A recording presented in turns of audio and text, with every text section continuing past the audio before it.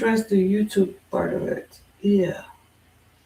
Yeah, I think people are interested in tools also. I think people want to hear about YouTube tools. Woo.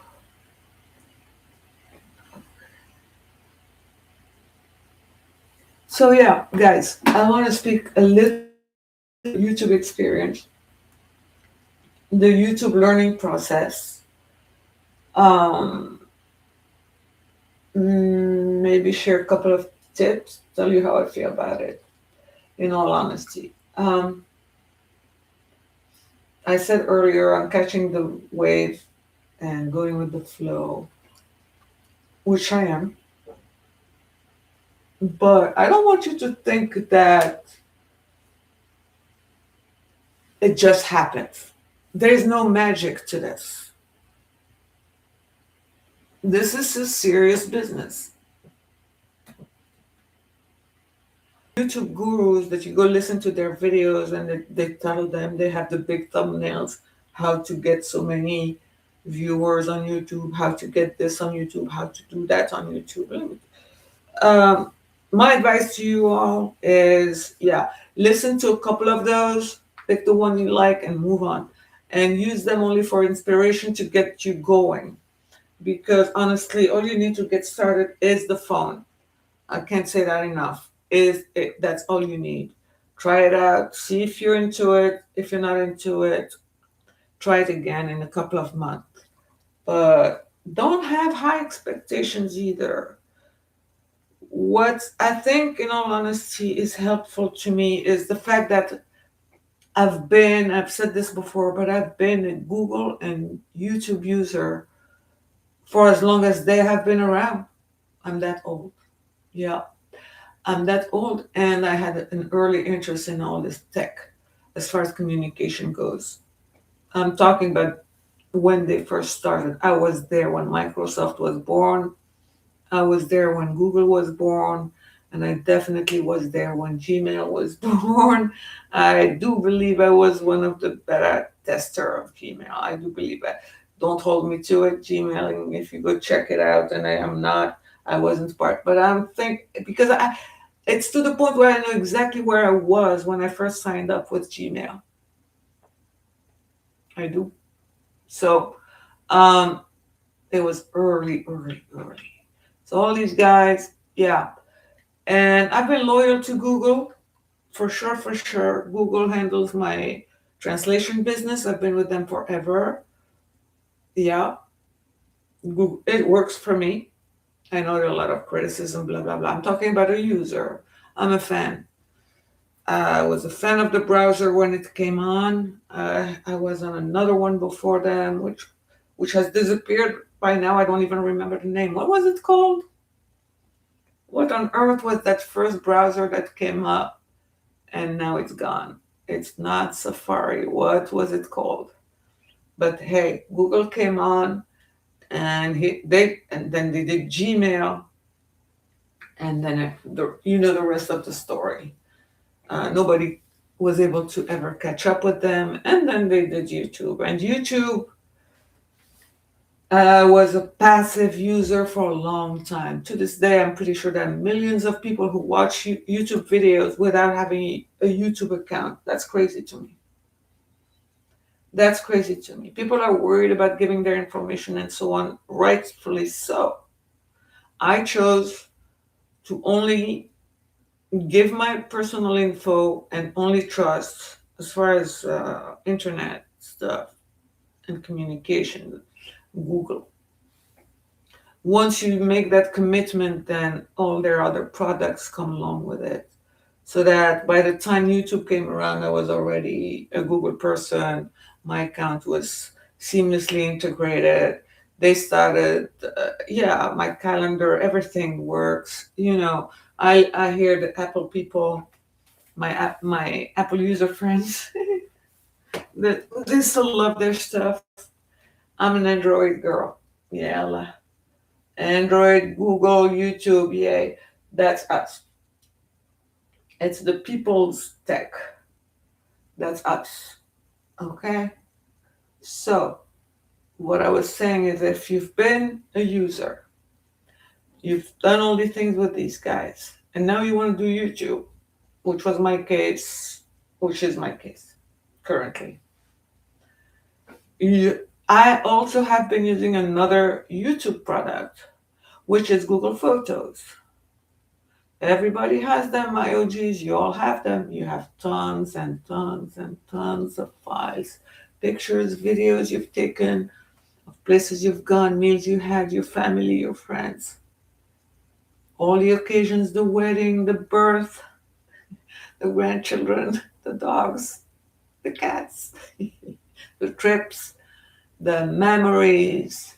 And forever, for a long time, every time I opened my Google Photos, Google was telling me, hey, you want to check out what you were doing 2 years ago? How about 10 years ago? How about these moments? And they even call them moments. They're so bad. Google. And I'm like, no. See, I'm so reluctant to give them an inch. And a lot of times I'll admit to this. This is a confession. Until very recently, until now, literally, um, any memories I ever had, um, when it comes to me visually in pictures, even if they're pictures I've taken of my people, the people I love, right? My children, my grandchildren, my parents, my siblings, my pets, all the memories, my memories. And you guys tell me if you have the same feeling. But my entire life, every time I look at the picture, it causes me pain. Do you have that too? Do people have that? How do you feel when you see pictures that you've taken? Recent, old, whatever. Happy? Regretful? I feel pain every single time. Pictures cause me pain. Pictures of my loved ones cause me pain. Pictures of memories.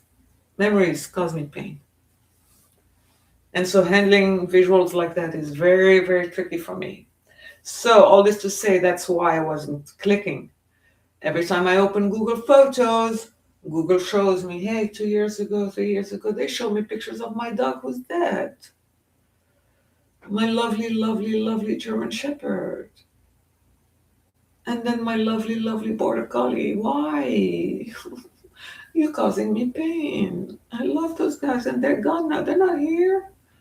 What are you doing? I have yet to click on those.